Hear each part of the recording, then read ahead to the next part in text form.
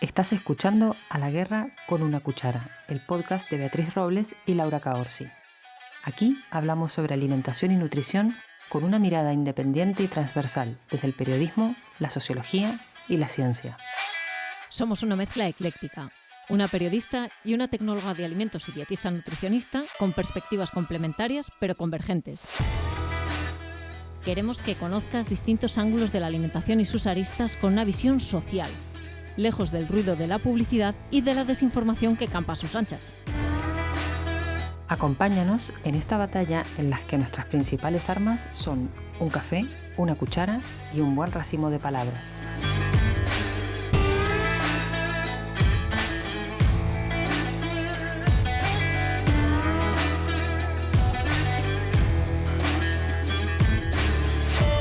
¿Qué tal, Caorsi? ¿Cómo estamos? No sé qué decirte. Un poco frustrada, lo sé. Sí. Un poco frustrada y precisamente de esa frustración nace el episodio de hoy. Pues sí, esa es la palabra, creo, frustrada. Porque resulta que, bueno, tú sabes que me gusta mucho el café, al igual que tú, pero también me gusta mucho una infusión de mango y jengibre, que siempre la voy recomendando por ahí, porque está buenísima, porque perfuma toda la habitación, porque es muy aromática, muy, muy fragante, muy rica. Y resulta que, bueno, me compré una cajita nueva porque se me había terminado la que tenía y cuando la preparé me di cuenta de que el sabor era muchísimo menos intenso, mucho menos intenso. De hecho, lo has definido como una especie de aguachirri que no tiene ni sabor, ni olor, ni aroma, ni color, ni nada de nada. Ni nada. Y era tu infusión preferida. Era mi infusión preferida, sí. De hecho, no entendía muy bien qué era lo que estaba pasando, no sabía si había algún problema con el lote, o sea, sabes que a veces pasa, ¿no? Que alguna cosa sale mal. Tanto es así que me fui a fijar en la lista de ingredientes a ver qué era lo que había pasado, ¿no? Y para mi sorpresa me di cuenta de que había cambiado la composición del producto que tanto me gustaba. El principal cambio que había sufrido es que le habían reducido en un 40% el ingrediente que le daba todo ese sabor y ese aroma tan espectacular que tenía. Con razón te sabía diferente. Un 40% es una reducción muy significativa. Sí, muchísimo, muchísimo. Aunque bueno, estaba como en la parte de atrás de la lista de ingredientes. Luego, si quieres, te lo cuento más en detalle. Pero bueno, el caso es que esta frustración, digamos, fue lo que nos dio pie, ¿no? Para hacer este episodio de hoy. Porque de alguna forma vamos a hablar de esto, ¿no? De mismo envase, distinto contenido, ¿no? Cuando cambia el interior de los productos, pero por fuera no se nota. O sea, por fuera parece que nada ha cambiado y que todo sigue igual, pero resulta que dentro han pasado cositas, ¿no? Han pasado cositas que pueden ser diferentes, pero generalmente son peores. Sí, eso es diferente a peor, ¿no? Diferente a peor, como es el caso de esta infusión y de muchos otros productos de los que vamos a hablar hoy. Podríamos decir que hay como dos vertientes, ¿no? En esto que vamos a conversar en este episodio. Efectivamente, vamos a hablar de dos conceptos. Uh-huh. El primero de ellos es la barataflación. Ahora os explicaremos lo que es. Y el segundo son formulaciones con calidades variables, que no es lo mismo. Uh-huh. No es lo mismo, se parece, pero no es igual. Pues si quieres, mira, vamos a empezar por algún lado, empecemos por la barataflación, que es un término que viene derivado del inglés, es una traducción de cheap inflation, ¿no? Que cheap es barato, inflation, bueno, de inflación. Se define como una tendencia económica en la que el consumidor termina pagando el mismo precio por un producto que ha disminuido su calidad. ¿Tú te acuerdas que en algún momento se habló aquí mucho de la reduflación? Sí, claro. Te venden por el mismo precio un producto que tiene menos cantidad del alimento que sea. Aparentemente el envase es el mismo, todo es lo mismo. Incluso es posible que no aprecies ni siquiera la diferencia en peso o en cantidad porque sí. es pequeña. Podemos hablar pues de 25 gramos en una tableta de chocolate de 200. Bueno, pues eso te puede pasar desapercibido. Pero no estamos hablando de eso. Eso es la reduflación. Mismo precio, menos cantidad.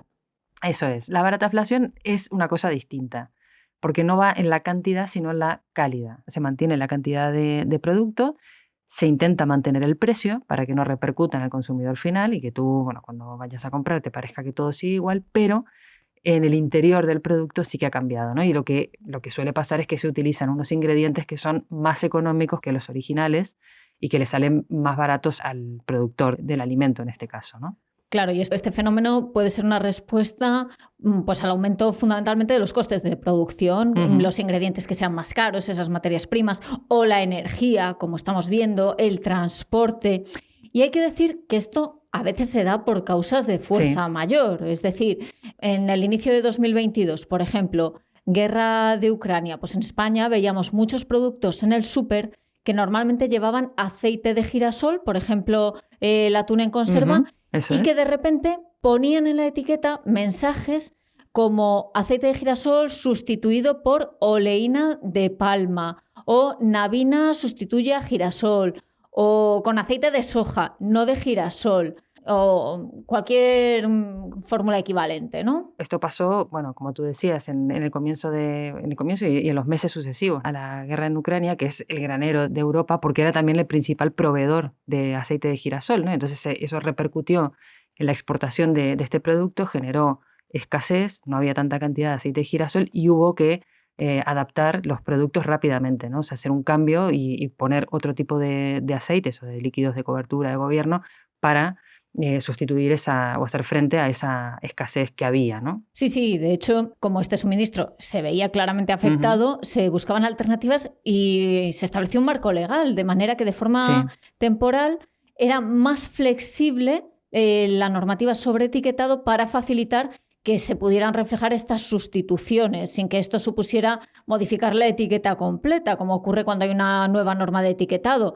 De esta forma, pues se podía, por ejemplo, pegar una etiqueta encima de la etiqueta original o poner como una pegatina o un chorro de tinta encima de la etiqueta original, de manera que veías la de abajo, pero encima ponía claramente que se había sustituido. En fin, que se daban distintas opciones pensando en eso, en este contexto absolutamente excepcional, y se entendía que era una modificación temporal de la composición de los alimentos por una coyuntura muy concreta. Sí, no, y además se avisaba a los consumidores, ¿no? Sobre eso, sobre ese cambio, y yo me acuerdo que además en los medios de comunicación salió bastante, ¿no? Salían bastantes noticias sobre esto, explicando, haciendo un poco de pedagogía y explicando por qué, ¿no? Por qué, a qué venía el cambio, por qué nos podíamos encontrar con esas pegatinas que tú estabas comentando recién, ¿no? De hecho, bueno, los conflictos bélicos, esto no es una cosa nueva, ¿no? Los conflictos bélicos de gran alcance o de gran duración han favorecido generalmente la creación de sustitutos, de sucedáneos, de cambios de ingredientes de una cosa por otra, cambios con ingredientes más baratos o más disponibles, ¿no? Aquí, bueno, se conoció mucho durante la Guerra Civil y los años posteriores la raíz de achicoria, ¿no? Como sustituto del café, sí. En mi familia hablaban de la chicoria como ese sustituto del café y lo recordaban mucho y con cierta manía, claro, porque incluso ahora se vende en el supermercado la chicoria y bueno, yo recuerdo a mis abuelos que no les hacía mucha gracia encontrársela porque les recordaba eso, ¿no? A momentos de muchísima escasez. Pues algo parecido pasaba y sigue pasando con el pan de la guerra durante la Primera Guerra Mundial, ¿no? En Alemania, del que todavía siguen pudiéndose comprar algunos productos que, bueno, que continúan con esa fórmula, pero bueno, que no hacen mucha gracia tampoco, ¿no? O sea, es una cosa residual, pero en aquel momento, claro, faltaba trigo, faltaba centeno, faltaban los cereales de siempre para hacer el pan. Y entonces, claro, para que no hubiese escasez de producto, habiendo escasez de materia prima, lo que se hacía era modificar la materia prima, ¿no? Y generalmente lo que se hacía era meter harinas de patata, ¿no? O sea, en lugar de otras cosas, bueno, harina de patata, si no había, se ponía salvado, se ponía maíz, se ponía cebada, avena. Bueno, hubo otros ingredientes menos habituales, ¿no? Como la pulpa de remolacha, serrín vegetal, polvo de legumbres, o sea, bueno, como que se iban haciendo mezclas o cosas más o menos ingeniosas, más o menos ricas o resultonas, para que la gente no se quedase sin pan, ¿no? Lo que pasa es que, claro, el resultado final no tenía nada que ver con el producto original. Sí, era una manera de tener una apariencia de pan, puesto que es un alimento que forma parte de la cotidianidad alimentaria y de esta manera, pues bueno, se ofrecía algo que se le podía parecer o tenía ese mismo uso culinario, aunque las materias primas pues fuesen muy diferentes. Ahora, claro, una cosa son estos escenarios así extremos, ¿no? Muy concretos, donde bueno, hay que tomar decisiones rápidamente para resolver un problema. Y otras, bueno, son las situaciones de avaricia directamente, ¿no? De quien produce, ¿no? Que la causa no es tanto un motivo de fuerza mayor, como puede ser un conflicto bélico, sino simplemente la voluntad de preservar los márgenes de beneficio, ¿no? A la hora de vender el producto, ¿no? Entonces, por ejemplo, cuando hay cierta carestía de alguna materia prima o sale mucho más cara, estoy pensando ahora con cambio climático, el chocolate, el café, ¿no? que vemos que van subiendo los precios en el mercado. Claro, cuando faltan o cuando no hay tantos o salen tan caros, bueno, una opción es reducir la cantidad de esa materia prima que se utiliza en los productos para poder seguirlo vendiendo al mismo precio y no perder margen de beneficio, ¿no? Y no repercutir ese aumento en el consumidor, claro. Claro, porque podrían estar perdiendo a los clientes si suben el precio, que se irían pues, a otras marcas, a otros productos. También ocurre cuando se sustituye la grasa de la leche, la grasa láctea, por grasas vegetales, por ejemplo, en helados o en quesos, o cuando en un chocolate se reduce el porcentaje de cacao, o se usan almidones en derivados cárnicos, por ejemplo, en embutidos o en fiambres. Para sustituir parcialmente la carne, que es un ingrediente mucho más caro, pues se rellena con estos almidones y al final tienes la misma cantidad de producto con menos carne, pero con un sabor y una apariencia muy similar, es prácticamente indistinguible. Claro, bueno, es prácticamente indistinguible, aunque el perfil nutricional del producto cambia, claro, porque al cambiar los ingredientes no es lo mismo, ¿no? La grasa de la leche que una grasa parcialmente hidrogenada, no es lo mismo meterle más cantidad de azúcar, no es lo mismo meterle más cantidad de sal, quitar carne y poner almidón de patata, no sé, no es igual, ¿no? Eso cambia, claro. Claro que cambia. Lo que pasa es que como lo que estás buscando es la fidelidad del consumidor, pues mientras las características sensoriales, el aspecto, el sabor, la textura sean equivalentes o casi indistinguibles, el resto, si pasa desapercibido y el consumidor no se fija mucho, pues no fue el caso de tu infusión, pero si no se fija mucho o no es un consumidor súper habitual de ese producto, de esa marca concreta, puede pasarle desapercibido perfectamente. Totalmente, gracias a la tecnología alimentaria, que también tiene esa faceta, ¿no? Ahora, hemos hablado aquí, ¿no? de que, claro, con la guerra de Ucrania se flexibilizaron los requisitos, ¿no? del etiquetado, bueno, para cubrir esa coyuntura específica, para informar al consumidor.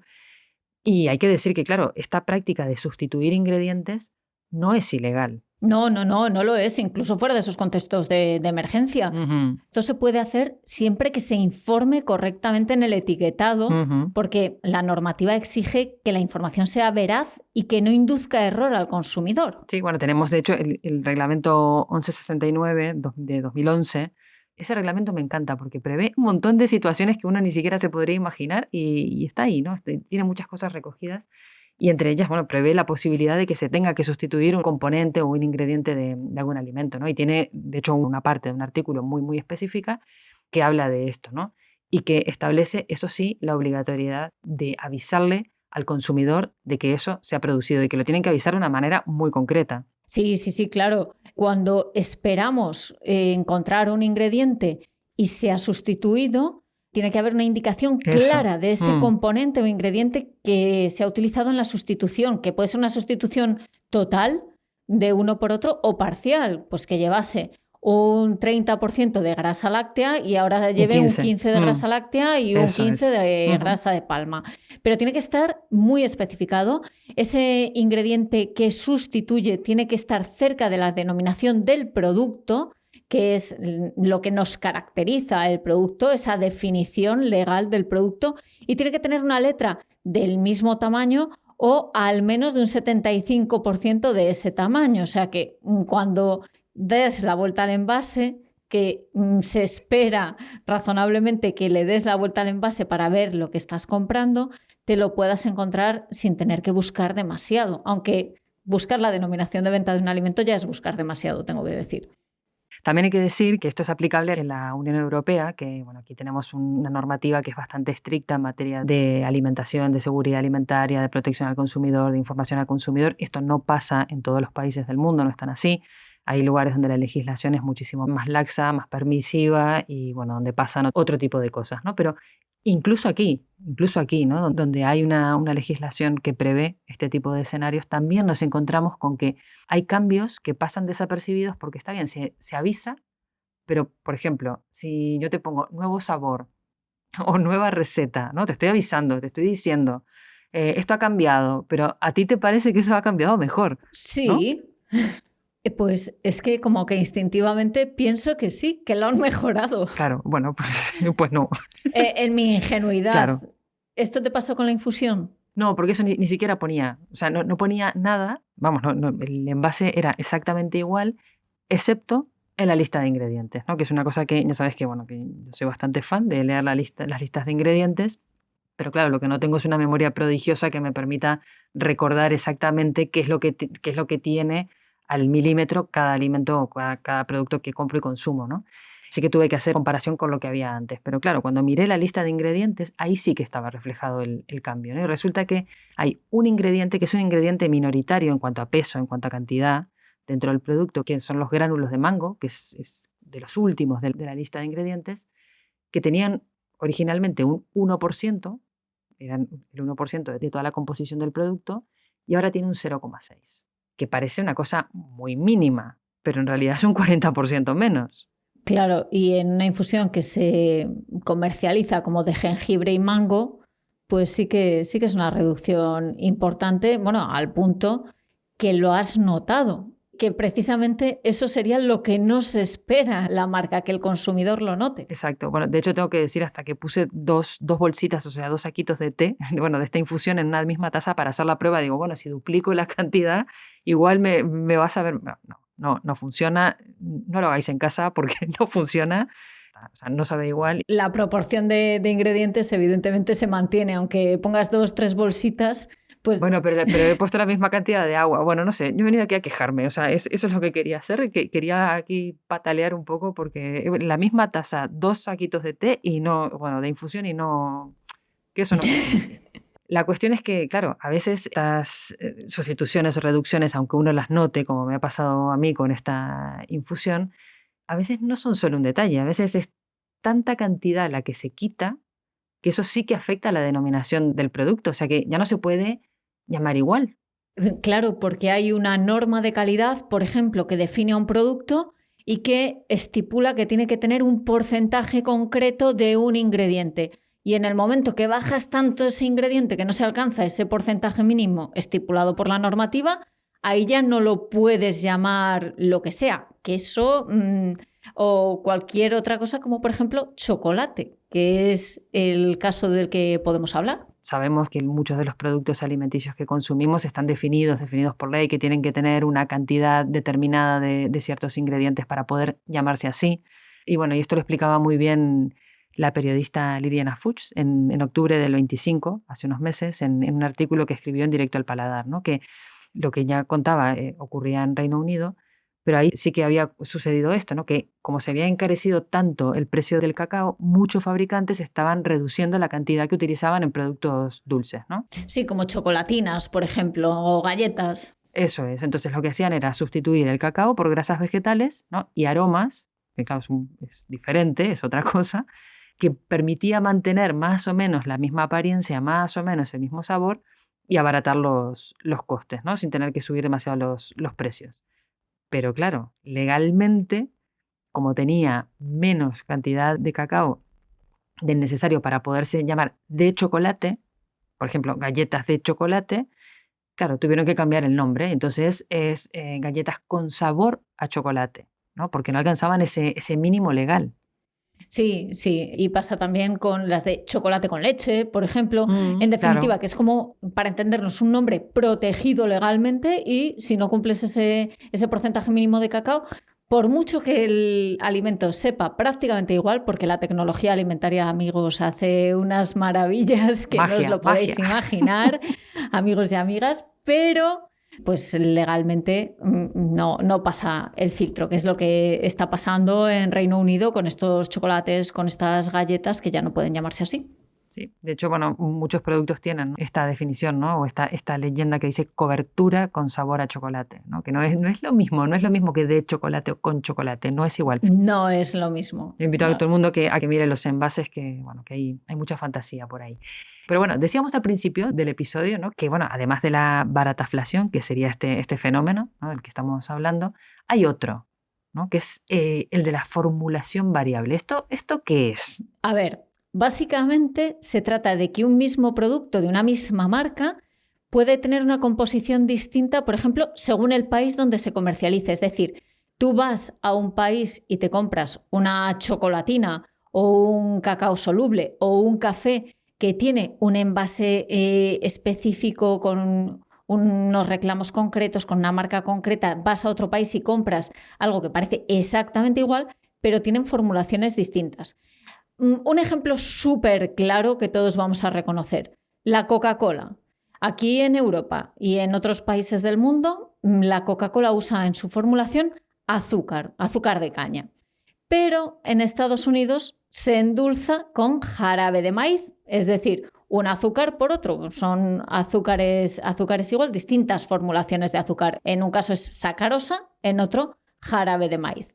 ¿Qué pasa? Que esto hace que el sabor sea ligeramente diferente y desde luego la composición es diferente porque su ingrediente principal, quitando el agua, es distinto.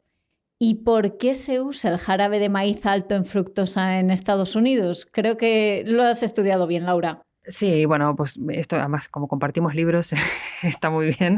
Pues bueno, primero porque es un cultivo que es muy, muy importante en ese país, que además tiene subvenciones.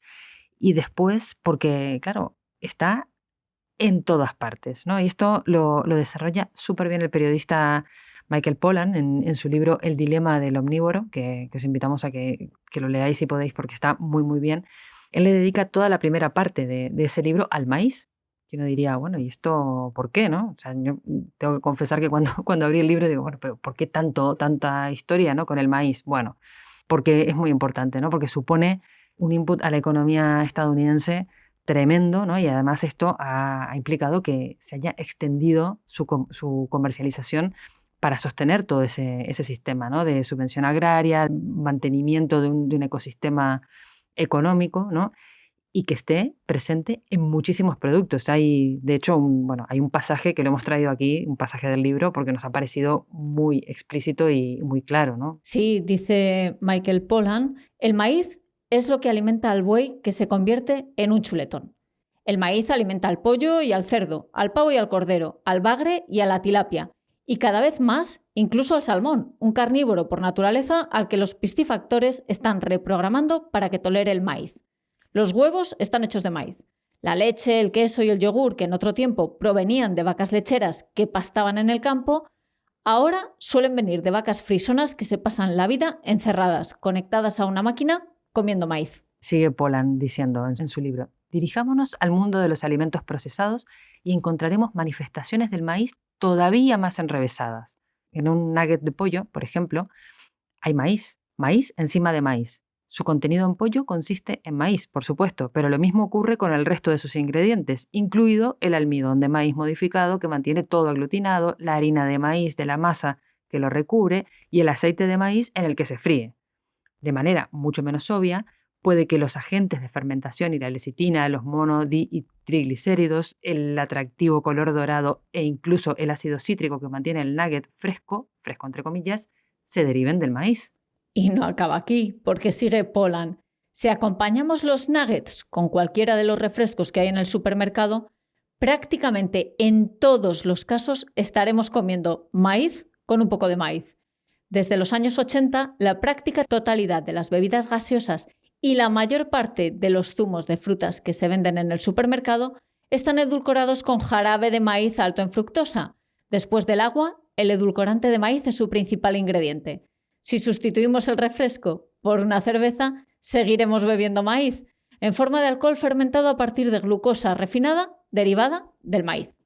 Y bueno, y para cerrar esta cita, que es larga, pero que nos parecía muy elocuente, él dice, hay maíz en el blanqueador para el café, en el yogur helado y en las bandejas de comida preparada, en la fruta en conserva, el ketchup y los caramelos, en las sopas, los tentempiés y los preparados para hacer tartas, en los glaseados, los caldos de carne y los gofres congelados, en los almíbares y las salsas picantes, en la mayonesa y en la mostaza, en los perritos calientes y en la mortadela, en la margarina y la manteca o la mantequilla, en los aliños para ensaladas, bueno, y así sigue y sigue y sigue. Y nos da una cifra. Y nos dice, en un supermercado norteamericano medio hay alrededor de 45.000 productos y más de una cuarta parte contiene maíz. Esto, o sea, lo hemos traído así y con esta extensión porque nos parece que da bastante contexto a lo que vamos a comentar ahora, ¿no? Que es una noticia que el año pasado, bueno, generó curiosidad para quienes la leyeron o la escucharon, pero que sobre todo generó mucha inestabilidad en el mercado, como casi todo lo que pasa cuando el presidente de los Estados Unidos actual abre la boca y anuncia cosas. Abre la boca o teclea cosas en su red social, porque lo que ocurrió es que Donald Trump anunció el cambio de la fórmula de Coca-Cola un poco a su manera, porque ya sabemos que anuncia cosas que no siempre se corresponden con la realidad y sin haberse encomendado absolutamente a nadie, y él las da por hecho por anticipado, y en julio del 25 afirmó en Truth, su red social, que Coca-Cola empezaría a usar caña de azúcar en lugar de jarabe de maíz alto en fructosa y, aunque en ese momento Coca-Cola no lo confirmó, entre paréntesis yo diría, se quedaron bastante alucinados con el tema, una semana después la empresa anunció una línea de refrescos dentro de toda su gama de productos claro.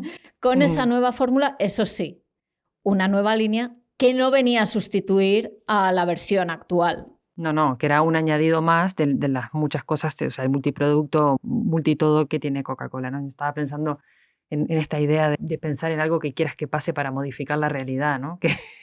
Que lo hablábamos cuando hablábamos de las sectas alimentarias y demás en aquel episodio. Si lo piensas con fuerza, igual cambia. Bueno, pues un poco este señor hace esto, ¿no? Quiero que cambie la fórmula de la Coca-Cola. Bueno, pues ahí tienes. La cuestión es que, bueno, hay que entender que, claro, esa decisión de cambiar, en este caso era solamente una línea, ¿no?, de Coca-Cola, no toda la producción ni muchísimo menos. Sí, como ampliar el catálogo y meter un nuevo producto dentro de todo su portfolio. Sí, eso es. Así como te hacen la Coca-Cola de la Cherry Coke, no sé, bueno, pues te hacen una con azúcar, ¿no?, en lugar de jarabe de maíz. Pero bueno, hay que entender que esto tiene una repercusión que va mucho más allá de simplemente cambiar un ingrediente por otro, porque esto, o sea, este cambio tiene unas implicaciones estructurales en costes, en cadena de suministro, en regulación, en posicionamiento, en tecnología. Y de hecho, como comentábamos antes, ¿no?, con esto de Poland, claro, los productores de maíz en Estados Unidos reciben unas subvenciones tremendas. Entonces, claro, esta gente, si deja de recibir esas subvenciones o si deja de producir todo lo que produce y sobre todo si ese producto deja de salir al mercado o tener garantizada la salida y el uso en el mercado, se viene abajo la economía. Por poner algunos datos sobre la mesa que nos ayudan a entender esto, el maíz cultivado en Estados Unidos supone el 33% de la producción mundial del maíz, y es que el maíz es el 25 aproximadamente por ciento de todo el terreno cultivado de Estados Unidos. Así que cambiar la fórmula de la Coca-Cola tendría implicaciones estructurales en costes, cadena de suministro, regulación, posicionamiento, tecnología. No es una cosa baladí. No. Además, bueno, implicaría, por ejemplo, también tener que importar, ¿no?, el azúcar de caña porque no tienen esa cantidad suficiente como para poder satisfacer la demanda interna, mucho menos para exportar. Entonces tendrían que empezar a depender de países terceros como México, como Brasil, que sí son productores de azúcar de caña, pero que claro, que en este momento además están afectados por esta política arancelaria, sabes que ahora te quito, ahora te doy, bueno, difícil. Claro, saldría infinitamente más caro porque no son productores, no pueden cubrir esa demanda. Y además tendría que reconfigurarse completamente toda la cadena de suministro, es decir, toda la logística, los contratos, el transporte, el almacenamiento de esa materia prima. Afectaría, desde luego, también no solo a los productores de maíz como materia prima, sino también a los transformadores del maíz, a los que hacen el jarabe de maíz alto en fructosa a partir del maíz. Sí, de hecho, bueno, el presidente y director ejecutivo de la asociación, ¿no?, de refinadores de maíz, John Bold, resumió esto en un comunicado, ¿no?, porque esto, como decimos, generó un pequeño terremoto. Y claro, y él decía, reemplazar el jarabe de maíz de alta fructuosa por azúcar de caña supondría la pérdida de miles de empleos en la industria alimentaria estadounidense, reduciría los ingresos agrícolas y aumentaría las importaciones de azúcar extranjera. Todo ello sin aportar ningún beneficio nutricional, porque en esto estamos de acuerdo que es así, da lo mismo, ¿no?, un azúcar que otro. Da lo mismo un azúcar que otro, por mucho que parezca más sano el azúcar de caña. Y ojo, que esto también tiene repercusiones tecnológicas, porque la sacarosa y el jarabe de maíz alto en fructosa, aunque son azúcares, como estamos hablando, distintos tipos de azúcares, bioquímicamente se comportan diferente. Entonces, puede haber modificaciones en el sabor, en la estabilidad del producto, en el almacenamiento, en cómo responden a las diferencias de pH, si es más ácido, más básico. Al final, de lo que estamos hablando es de un sistema que está optimizado en su totalidad para la producción de maíz. Claro, y que, sin embargo, al presentar esto como este cambio, ¿no? Decían, bueno, esto es porque va a ser más saludable, va a ser mejor que si tiene azúcar en lugar de tener jarabe de maíz. Bueno, es un poco lo que nos pasa aquí con la panela o el azúcar moreno, ¿no? Que tienen mejor fama o parecen más, entre comillas, naturales o más, entre comillas, sanos. Y bueno, nada de nada, ¿no? Al final consume, si vas a consumir azúcar, consume el que más rabia te dé o el que más te guste, porque es azúcar.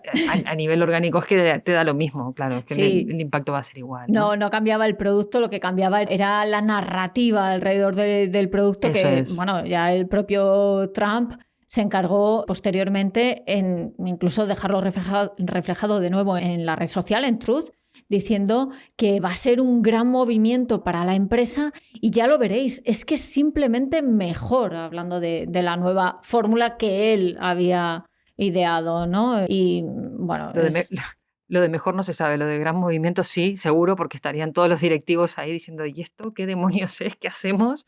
Bueno.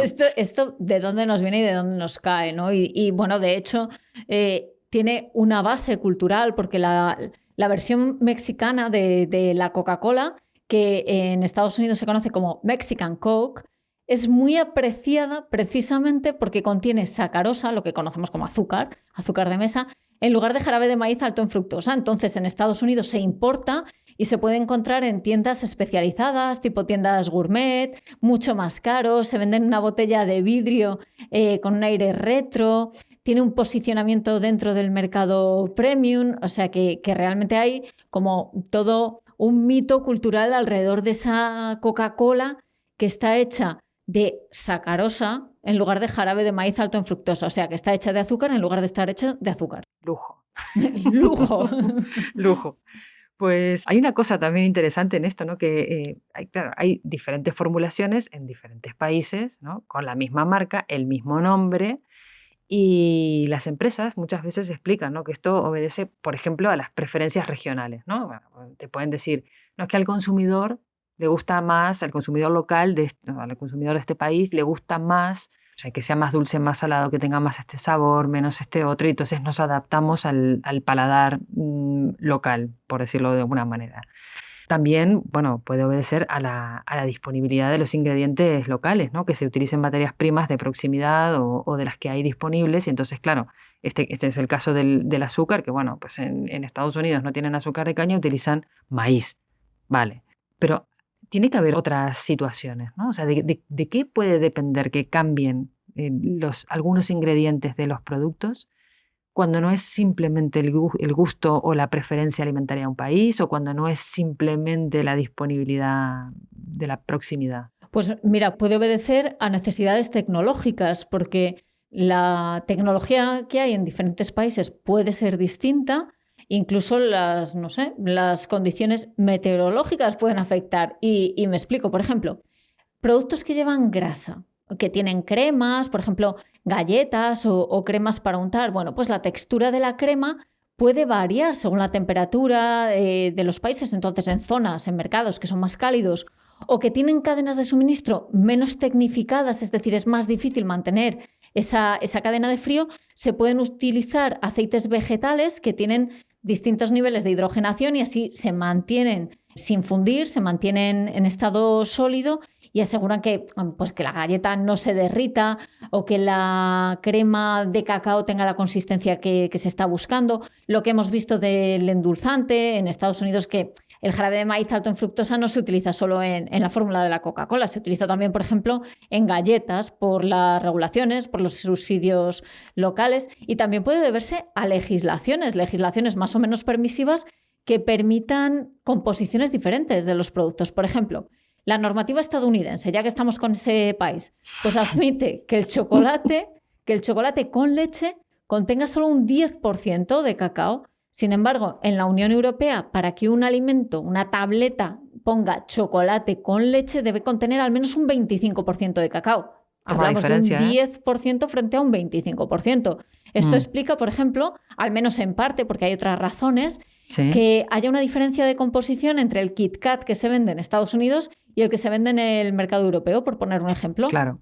Ahora, estas diferencias, ¿no? O sea, yo me pregunto si son legales. O sea, quiero decir, ¿se puede vender un producto que es aparentemente idéntico en su presentación con una composición diferente? Ya, porque esto puede abrir puertas Claro. a distintas casuísticas. Por ejemplo, a que adaptaciones al mercado sean una excusa. No es por las preferencias, sino que utilizo las preferencias como la excusa para vender peores productos según las regiones. Esto puede ser una sospecha, que es donde nos encontramos con un concepto más. Hablamos de barataflación, de distintas formulaciones, pero también podemos hablar de calidad dual. A ver, eso me lo vas a tener que explicar, porque yo le vengo dando vueltas a este asunto, ¿no? Que de pronto en un país, por ejemplo, a ver si estoy muy equivocada, ¿no? Pero que en un país que tenga menos recursos o que tenga una legislación más laxa, una empresa se puede aprovechar de eso para, no sé, para vender un producto que en apariencia es igual al que vende en otro país donde la legislación es más estricta, donde hay mayores exigencias o la gente está más organizada como consumidores. Y claro, y vender una cosa de calidad peor en ese país que de pronto tiene menos recursos también como para presionar a la empresa, no sé. De hecho, en el Parlamento Europeo esta preocupación ha llegado y es una preocupación que colea en la Unión Europea desde el año 2009. Y ya en 2017, por ejemplo, el Comité de Comercio Interior y Protección de los Consumidores del Parlamento Europeo presentó un informe porque hablaba de este problema y la autora del informe subrayaba que si un producto se vende con la misma marca, la misma apariencia, tendría que tener la misma composición allá donde se venda. Y que si lógicamente quiere adaptarse a un mercado concreto por las preferencias locales, por ejemplo, los consumidores tendrían que tener derecho a saberlo. Y se señalaba, y esto es importante, que esas supuestas preferencias de los consumidores no debían ser la excusa para reducir la calidad o para ofrecer, que esto es alucinante, gradientes de calidad según el mercado, de más a menos calidad. Y el asunto es complicado, porque hay una adaptación lógica del producto a los mercados, pero ¿hasta qué punto es una adaptación debida a los gustos locales o varías porque resulta más económico vender un producto de peor calidad en ese mercado? Es que no sé, yo no me imagino a nadie diciendo, no, es que aquí nos gusta peor. Claro. Quiero decir, que digas, vale, me gusta algo más salado, ¿no? O, por ejemplo, en un país como México, que se consume mucho picante, o en India, ¿no? Que el picante es un sabor muy apreciado, que hay una tolerancia a ese sabor. Bueno, el picante no es un sabor, pero una tolerancia a esa sensación. Sí, que es superior a la que tenemos el común denominador de los mortales.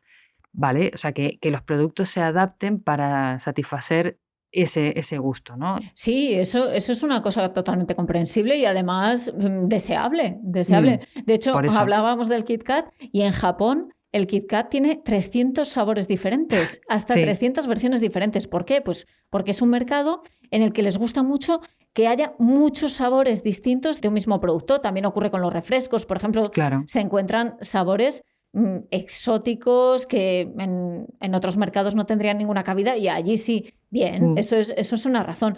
Pero es que en la Unión Europea, tras estas reclamaciones de las que hablaba el Parlamento Europeo, estaba una sospecha y era que los productos de menor calidad y menos saludables se comercializaban en países que se acababan de incorporar en la Unión Europea. Países fundamentalmente del este, como Eslovaquia, Hungría, la República Checa. Y luego, en los países que eran la vieja Europa, Alemania, Austria, Italia, Francia, pues los productos eran de mayor calidad y se denunciaba que había diferencias en productos cárnicos que tenían menos carne, en palitos de pescado que tenían menos pescado, bebidas sabor naranja sin zumo de naranja cuando en otros países se vendían con zumo de naranja, bolsitas de té, y esto te apela a ti directamente, te está interpelando con menos cantidad de té y en envases más baratos que preservaban peor los aromas. Entonces, bueno, se han hecho incluso investigaciones. El Centro de Investigación dependiente de la Unión Europea ha publicado estudios con muestras en 2018, 2019 y 2021 para investigar si esto realmente estaba pasando o no. Y sí que estaba pasando, sí Ah, que estaba pasando. Detectaron que en el primer informe, en el que tenía muestras de 2018 y 2019, el 31% de los productos alimentarios tenían una composición diferente, aunque su presentación era exactamente la misma o muy similar, muy similar. era equivalente. Y en 2021 el porcentaje sí que había descendido al 24%. Igual es alto, ¿eh? O sea, 24%, bueno, es Sí, significativo, una no es una diferencia cosa residual, no. que Estamos hablando de una cuarta parte. no es casualidad. Mm, Este centro de investigación sí que remarcaba que no había encontrado un patrón geográfico, o sea, que no se ujú. explicaría esas diferencias, bueno, pues en base a una discriminación por países o por renta de los países. Y es verdad que no es ilegal cambiar la composición, pero sí que es ilegal inducir a error a los consumidores. Y la Comisión Europea Mm. emitió una comunicación ya en 2017 con directrices al respecto, pero es verdad que son muy laxas. Es decir, a lo que se remite es a que la calidad tiene que ser constante, aunque haya Mm. diferencias en la composición, pero que en caso de sospecha son las autoridades competentes de cada país las que tienen que investigar cada caso individualmente o que pueden desarrollar normativa propia, o sea que realmente son unas directrices que no tienen una implicación legal No, real. son casi como, te diría, como Unas recomendaciones. recomendaciones, sí, de no te portes mal. Claro, es que deja todo en manos de cada estado, de que conozca lo suficiente las diferentes formulaciones de los productos. Que detecten ese producto en otros mercados. Claro, Y bueno, de hecho, los países afectados, que por ejemplo Eslovaquia y la República Checa, sí que lo han hecho, sí que han desarrollado normativa nacional propia para sancionar este tipo de prácticas, pero ya depende de cada país. sí, sí, bueno, y eso aparte repercute en todo, ¿no? Porque tienes que destinar esfuerzos, recursos y tiempo para hacer esto, ¿no? Cuando se presupondría que tendría que venir dado, ¿no? De serie y no. Bueno, claro, además, una cosa que comentábamos aquí, ¿no? Que lo comentábamos antes de empezar a grabar el episodio, que para detectar las diferencias entre productos, así como pasa con los países, también pasa con las personas, ¿no? Que tú tienes que ser un consumidor muy fiel. Claro, tienes que conocer muy bien el producto y estar muy acostumbrado a que tu paladar esté muy acostumbrado a todo el perfil sensorial de ese Claro. producto. No es fácil de identificar, que es con lo que se juega, ¿no? Con que suele pasar desapercibido. Bueno, esto se pasó hace unos años con la Nutella en Alemania, que Cuenta, cuenta. casi se desata una revuelta popular porque la marca modificó ligeramente la composición y los que eran fanáticos acérrimos de la crema, esos consumidores habituales de la crema, lo detectaron. Detectaron esas pequeñas variaciones en la composición que realmente no eran demasiado significativas, no eran relevantes. Pues cuando comparabas la composición de una y otra, incluso los valores nutricionales de las dos versiones, era muy poquita la diferencia, pero la marca tuvo que salir a defender la nueva receta aludiendo a que eran pequeños ajustes. Pero para los paladares acostumbrados a esa crema de cacao, pues era casi una traición. Molestó, ¿no? Sí, claro. Bueno, es que a veces también esperamos encontrar siempre lo mismo, ¿no? Y nos dejamos llevar por el envase o por la narrativa, de esto hemos hablado en otros episodios también, y nos dejamos llevar por los anuncios, por lo que se cuenta, incluso por la propia marca, ¿no? O sea, presuponemos que una marca y un producto van a ser exactamente iguales en todas partes durante todo el tiempo que existan, ¿no? Y esto no es así, y esto es bastante curioso, ¿no? Porque este tipo de fenómenos, estos cambios que se van produciendo, nos muestran cómo, por un lado, vamos buscando esos relatos homogéneos y constantes, ¿no? Que sea todo igual en todas partes y que dure a lo largo del tiempo, y que a veces esto no ocurre así, ¿no? Porque hay variaciones en que, claro, las pasamos por alto quienes no somos fanáticos de una marca, ¿no? Porque son ligeras variaciones, ¿no? El caso es que, claro, esto, bueno, evidentemente repercute sobre todo en nuestra salud económica porque terminamos pagando lo mismo, vamos a decir, o a veces un poco más, pero digamos, pagamos lo mismo por ingredientes o por productos que tienen ingredientes de peor calidad, ¿no? Que son más baratos, o pagamos lo mismo o pagamos algo más pensando que vamos a consumir lo mismo y en realidad ese producto es distinto, no es lo que esperamos encontrar, no es tan bueno o no tiene los mismos ingredientes que los que consumimos habitualmente en nuestro país o en casa o los que consumíamos hasta el mes anterior antes de que cambiaran la fórmula como me pasa a mí con mi infusión. Bueno, ¿y qué te parece si, dado que es tan difícil identificarlo, damos, aunque sea unas pistas para que nuestras oyentes puedan identificar si ese producto ha sufrido este fenómeno de la barataflación? El fenómeno, recordemos, de utilizar ingredientes más baratos o cambiar la composición del producto para que al productor les salga más barato y a nosotros nos mantiene el precio. Pues lo primero sería observar los cambios, ¿no? A veces son sutiles, otras veces no tanto. Y aquí, insisto, he venido a quejarme. Pero bueno, observar estos cambios, intentar notar, por ejemplo, si un alimento es menos cremoso, si tiene menos sabor, o si se comporta de una manera distinta a como se comportaba antes, o no nos queda tan bien, o en el horno no se comporta igual si es una masa, por ejemplo, ¿no? Sí, o la extiendes la crema sobre tu tostada de pan y es más difícil de extender o queda grumosa. Esos son pistas. Sí, o sea, cambios en la textura, cambios en el comportamiento del alimento, o si es lo que decía antes, no sé si es una masa, a veces la vas a extender un poco y una masa prehecha y no es igual, se rompe más, o sea, bueno, ese tipo de cosas nos pueden dar una pista. Y la segunda pista yo diría que la que más nos gusta a nosotras, leer atentamente la lista de ingredientes, sí. Buscar nuevos ingredientes, comparar la etiqueta que tenemos en casa, a lo mejor si tenemos la suerte de tener el producto anterior al que éramos tan fieles y hemos notado un cambio, vamos a comparar las etiquetas, a buscar, no sé, nuevos estabilizantes, almidones o grasas vegetales que antes no tenía, reducciones de ingredientes que nos interesan, en esos casos en los que los ingredientes se declaran, porque no siempre es obligatorio declarar el porcentaje de ingredientes. En definitiva, comparar un poco porque cambios sutiles en la etiqueta que no identificamos a simple vista pueden ser la clave de ese cambio global que tenemos en el alimento. Sí, por eso siempre decimos, ¿no?, que la lista de ingredientes es tan importante. Para mí, por ejemplo, supuso darme cuenta de que no era un problema, o sea,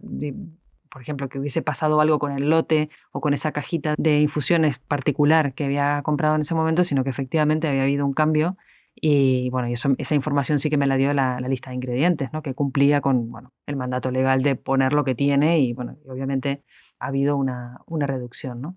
Lo que sí está claro es que, bueno, que detectar estos cambios exige una actitud muchísimo más activa como consumidores, ¿no? A veces nos descansamos, nos confiamos, nos parece que todo se mantiene igual, que no hay cambios, que no pasa nada, pero bueno, hay veces que tenemos que, no sé, dar nosotros ese paso adelante, salirnos como de esa pasividad y fijarnos, ¿no?, en lo que hay, en lo que consumimos y, bueno, prestar como bastante atención, sobre todo a los productos que vienen envasados, ¿no?, porque esto con los frescos no pasa. O sea, esto pasa con productos que vienen preparados o que tienen muchos ingredientes o que están envasados y que admiten este tipo de reformulaciones, ¿no? O sea, un chuletón no lo vas a reformular, claro. Eso es importante, saber que estos cambios se producen solo en determinados tipos de productos, estos cambios que tienen un impacto, porque unos garbanzos en conserva pues van a ser siempre los mismos garbanzos en conserva por mucho que se cambie ligeramente la formulación o se añade o quita un conservante. No tienen ese margen de acción, claro. Solo tienen los productos que están muy procesados. Y yo aquí diría algo más, damos un paso más como consumidores activos, utilicemos nuestro poder como consumidores y premiemos la transparencia, la honestidad y la buena comunicación, no solo la calidad y el sabor.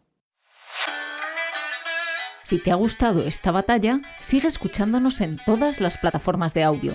Comparte este podcast en tus redes sociales y envíanos tus dudas, sugerencias o etiquetas deleznables para que las analicemos a alaguerraconunacuchara@gmail.com. Nos escuchamos en el próximo episodio.